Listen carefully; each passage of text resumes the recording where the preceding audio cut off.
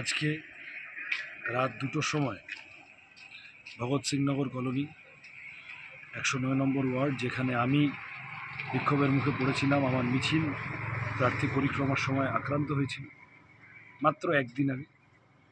আজকে সেই 109 নম্বর ওয়ার্ডেই ভগৎ সিংনগর কলোনিতে রাত 2টোর সময় তৃণমূলী মস্তান, তারা সবাই এলাকার লোক না, বাইরের লোক কিছু আছে, তারা বাড়ি বাড়ি যায় এবং গিয়ে সিপিআইএমের দেওয়াল কেন লেখা হয়েছে, সিপিআইএমের হয়ে বুথে বসা যাবে না, সিপিআইএম করলে আগুন জ্বালিয়ে দেবো ঘরে, কপালে বন্দুক ঠেকানো, বন্দুক নিয়ে ওপেনলি থ্রেট করা এবং মহিলাদের অ্যাসল্ট করা, সমস্ত কিছু করে হুমকি দিয়ে আসে।